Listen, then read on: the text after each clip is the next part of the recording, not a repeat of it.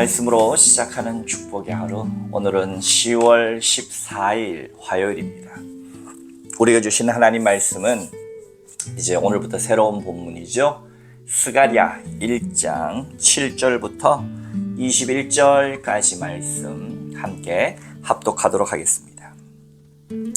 다리오 왕 제2년 11째 달 스밧 월 24일에 이또의 선자 베레가의 아들 선지자 스가랴에게 여호와의 말씀이 임하니라. 내가 밤에 보니 한 사람이 붉은 말을 타고 골짜기 속 화석류 나무 사이에 섰고 그 뒤에는 붉은 말과 자줏빛 말과 백마가 있기로 내가 말하되 내 주여 이들이 무엇이니까 하니 내게 말하는 천사가 내게 이르되 이들이 무엇인지 내게 보이리라 하니 화석류 나무 사이에 선 자가 대답하여 이르되 이는 여호와께서 땅에 두루 다니라고 보내신 자들이니라. 그들이 화석류 나무 사이에 선 여호와의 천사에게 말하되 우리가 땅에 두루 다녀보니 온 땅이 평안하고 조용하더이다 하더라.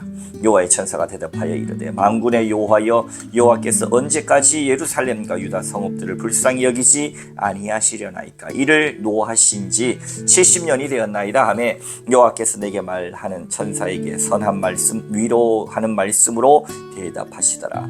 내게 말하는 천사가 내게 이르되 너는 외쳐 이르기를 만군의 여호와의 말씀에 내가 예루살렘을 위하여 시온을 위하여 크게 질투하며 아니란 여러 나라들 때문에 심히 진노하나니 나는 조금 노하였거늘 그들은 힘을 내어 고난을 더하였습니다. 그러므로 여호와가 이처럼 말하노라. 내가 불쌍히 여김으로 예루살렘에 돌아왔은즉 내 집이 그 가운데에 건축되리니 예루살렘 위에 목줄이 쳐지리라. 만군의 여호와의 말씀이니라. 그가 다시 외쳐 이르되 만군의 여호와의 말씀에 나의 성읍들이 넘치도록 다시 풍부할 것이라. 여호와가 다시 시온을 위로하며 다시 예루살렘을 택하리라 하니라. 내가 눈을 들어 본즉 네 개의 뿔이 보이요.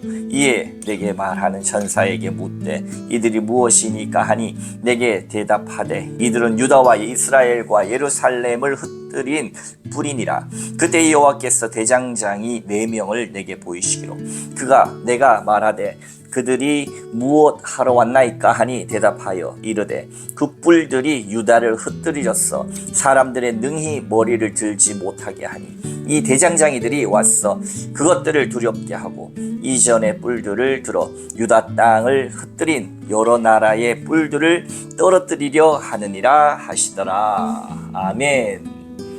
오늘도 주님의 귀하신 말씀 앞에 서신 저와 여러분들 가운데 좋으신 우리 주님의 은총과 평화가 가득하시기를 주님의 이름으로 축복합니다. 스가랴라고 하는 말씀 여러분들 익숙하십니까? 학계, 스가랴 이런 유의 말씀들을 우리가 바라볼 때 느헤미야 성전 재건과 관계되어 있습니다. 재건이라고 하는 것은 무너졌던 것을 다시 세우는 것이지요. 여러분들 구약 성경을 보면서 여러 중요한 부분들이 있지만 그 중에 정말 중요한 것 중에 한 가지가 바로 바벨론 느부갓네살 이 바벨론 왕에 의한 이 이스라엘 전체의 몰락입니다. 여러분 이스라엘이라고 하는 나라가 솔로몬 이후에 북과 남으로 나뉘어졌잖아요. 북이스라엘은 BC 722년에 아수르에 의해서 멸망합니다. 722년. 그 이후 BC 587년에 남유다는 바벨론에 의해서 망하는 거예요. 제가 조금 전에 말씀드렸던 그 바벨론에 의해서 모든 이스라엘, 이미 북이스라엘은 망했고 남유다 이스라엘도 587년에 망했으니 이 지구상에는 이제 더 이상 이스라엘이라고 하는 나라가 없어져 버린 것이죠. BC 587년. 아주 중요한 시기입니다. 여러분, 그냥 한 나라가 사라진 것이 아닙니다. 하나님께서 선택하신 민족, 하나님께서 약속하신 민족, 아브라함 때부터 내가 너의 백성을 모래알 같이 하늘의 무별과 같이 많게 하겠다라고 하는 그 약속의 민족, 출애굽을 기시로 해서 말씀 받고 그 다음에 땅을 받고 그 땅에서 왕도 세우고 그렇게 쭉 명령을 이어왔던 하나님의 세운 선택된 백성들이 모두 멸망해버렸다라고 한다면 여러분 이게 보통 문제가 아니지요. 그런데 오늘 말씀 중에 하나, 오늘 1장 말씀 15절 안일한 여러 나라들 때문에 심히 진노하나니 나는 조금 노하였거늘 그들은 힘을 내어 고난을 더하였다. 이 표현이 참 재미있습니다. 이스라엘이 그렇게 멸망한 데에는 그들의 불순종이 있었죠. 하나님의 말씀을 순종하지 않아서 바벨론도 들고 아시리아도 들고 해서 이스라엘에게 고난을 더하신 것입니다. 깨닫게 하려고. 그런데 오늘 15절 말씀의 표현이 참 재미있는 게 나는 조금 노하였거늘 그들 그 요랑의 열왕국 바벨론이라든지 이런 나라들은 힘을 내어 고난을 더했다. 너무 심하게 했다 라고 하는 거예요. 이런 표현들이 아주 재밌습니다. 중요한 것은 지금은 시대가 이제 587년 이후에 아주 멸망한 이후에 지금 520년 이 페르시아 시대가 됐어요. 페르시아 다음에 헬라가 떠오르죠. 이런 나라 없는 소름 가운데서 페르시아 고레스 538년경 고레스 왕에 의해서 이 잡혀갔던 포로 이스라엘 백성들 포로민들이 외국에 거주하던 포로민들이 이제 본국으로 갈 수 있게 된단 말이에요. 그래서 고레스 칙령이라고 합니다. 정말 우리가 일제시대에 하와이로 일본으로 다양한 나라로 우리 백성들이 노예살이 갔지 않습니까? 그런 것처럼 그 바벨론 이후에 멸망한 이후에 이스라엘에 있었던 많은 백성들, 특히 지식인들, 그런 사람들이 다 노예로 잡혀갔습니다. 근데 그들을 고레스 왕이 고국으로 예루살렘으로 보내준 거예요. 근데 전쟁 가운데 폐허가 된 이스라엘의 모습이 참담했지 않겠습니까? 그래서 바로 직전 학개 스가랴, 우리 성경 보면 학개 스가랴잖아요. 학개에 의해서 뭔가 하나님의 말씀이 선포되어지고 성전 재건 운동이 일어났던 겁니다. 근데 여러분 생각해 보십시오. 6.25 전쟁 이후에 우리나라가 얼마나 형편이 없었습니까? 1950년 7.27 평화협정을 맺고 나서 우리나라는 북한보다도 못 살았어요. 필리핀은 따라가지도 못했습니다. 전쟁 폐허 가운데 무엇인가를 재건한다는 것은 굉장한 절망과 암울함입니다. 포로에서 귀한 데서 돌아온 것이 기쁘고 좋은 일만이 아니라 맞닥뜨린 국면 자체가 굉장히 암울한 시대에 하나님께서는 선지자 오늘 스가랴를 통해서 비전을 선포하시는 거예요. 우리 교회, 우리나라, 이 세계에 비전을 제시할 수 있는 사람들이 되어야 합니다.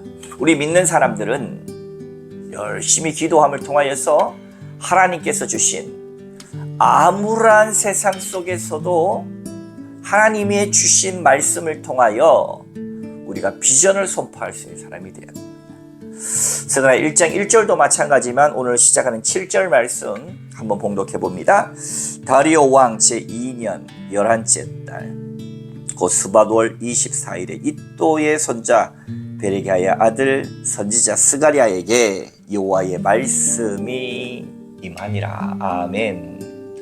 저와 여러분들 가운데 하나님의 이 검정색 프린트된 인쇄의 이 글자가 아니라 살아계신 하나님의 좌우의 날선검보다도 더 예리해서 우리 심령 간절 골수까지 찔러 쪼개기까지 하시는 살아있는 하나님의 능력의 말씀이 저와 여러분에게 스가랴처럼 임해져서 암울하다고 하는 우리의 현실, 전쟁의 폐허 같은 우리의 삶의 현실 속에서도 희망과 비전을 선포할 수 있는 저와 여러분 되시길, 또 그런 비전을 우리 마음속 가운데 발견할 수 있기를 주님의 이름으로 축복합니다. 꿈이 있는 백성은 방자히 행하지 않고 꿈이 있는 백성은 망하지 않습니다. 여러분, 우리는 꿈과 비전이 있어야 됩니다. 우리 난산교회도 좋은 비전들이 있잖아요. 하나님께서 우리에게 주신 비전, 행복한 세상을 만드는 우리 난산교회가 되는 것인데, 그 실천으로서 우리가 하나님의 사랑 예배 가운데 충만히 받고 우리 가운데 서로 뜨겁게 사랑함을 통하여 이웃과 사랑을 나누는 행복한 세상을 만드는 교회. 저는 이번에 있을 10월 18일 오후 3시 홈커밍 데이, 이것이 우리의 비전 선포의 일환이지 않습니까? 도시와 농촌이 상생하는 그것을 우리는 함께 꿈꾸고 이야기합니다. 많은 인구학자들, 많은 사람들은 인구 감소와 지역 소멸이 이 위기를 정말로 많이 이야기하죠. 출산율이 0.7, 아주 긍정적으로 봐서 1.2까지 올라간다고 해도 우리가 얼마 지나지 않아서 5천만의 민족은 3천만이 되고 2천만이 될 것입니다. 인구 통계는 대체로 아주 정확합니다. 이게 그냥 하는 말이 아니라 출생률을 통해서 아주 과학적 분석으로 나오는 겁니다. 그러나 앞으로 교통통신은 더 발전할 것이고, 어떠한 우리가 비전을 가지고 나가야 할 것인가. 그저 사람이 없다고 아우성만 치고 죽어난다고 지역 소멸된다고 아우성만 칠 것이 아니라, 물론 지역 소멸은요 지역만의 문제가 아니라 수도권도 마찬가지입니다. 함께 상생할 수 있는 길이야말로 우리에게 준 비전이죠.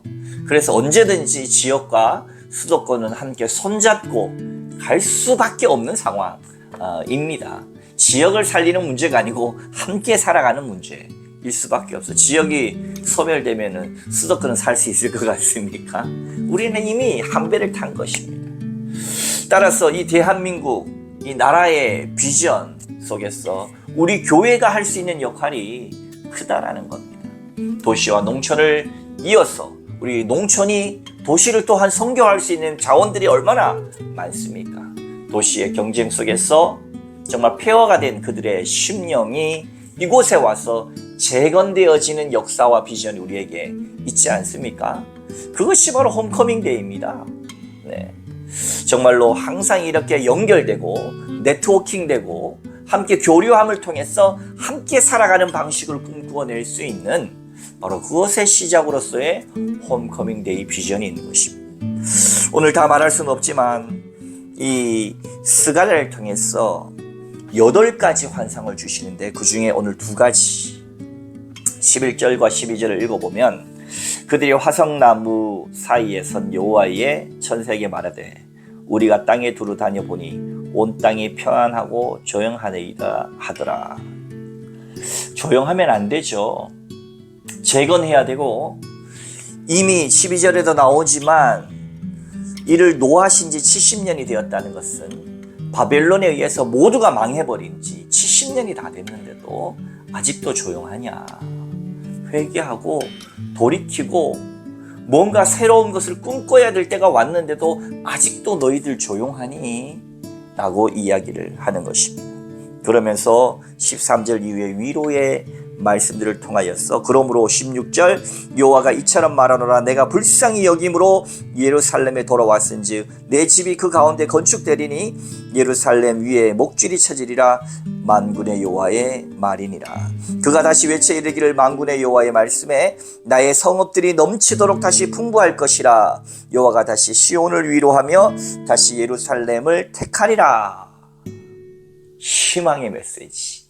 하나님으로부터 받은 그냥 이 희망 고문이 아니라, 그냥 내뱉는 잘 될 거야 이 말이 아니라, 하나님으로부터 받은 아주 확신에 찬 비전이 제공되고 있는 것입니다. 18절 이후에 2번째 환상도 마찬가지예요. 4가지 뿔이라고 하는 것은 이 그동안 예루살렘, 이스라엘을 괴롭힌 나라들이죠. 그들의 뿔을 다 뽑아버리겠다. 다시금 희망과 재건, 아무것도 없는 폐허가 된 그 땅에서 전쟁 이후에 아무것도 없는 곳에서 하나님 주신 비전을 가지고 다시 일어서고 있다. 재건되고 있다. 사랑하는 성도 여러분, 우리에게 따라서 하나님의 말씀이 임해야 합니다. 하나님의 말씀의 영이 우리 가운데 충만해야 합니다. 그러면 그 말씀 속에서 나에게 주신, 우리 교회에게 주신, 이 나라와 민족에게 주신, 이 세계에 주시는 하나님의 비전을 붙들고 우리가 함께 이 땅에 하나님의 나라가 온전히 임하게 하는 역사의 역군이 저와 여러분 다 되기를 주님의 이름으로 축원합니다. 함께 기도하시겠습니다. 하나님 고맙습니다. 우리에게 말씀으로 살아 역사하시는, 우리의 심령 간절 골수까지 찔러 쪼개기까지 하시는, 좌우의 날선검보다 더 예리하신 그 하나님의 말씀으로 임하사 폐허가 된 이 땅 가운데, 잠잠한 이 땅 가운데 변화와 꿈과 새로움과 비전의 욕군들이 하나님의 백성인 우리가, 난산교회가 하나님 다 되어질 수 있도록 인도하여 주옵소서. 감사합니다. 예수 그리스도의 이름으로 간절히 기도하옵나이다. 아멘.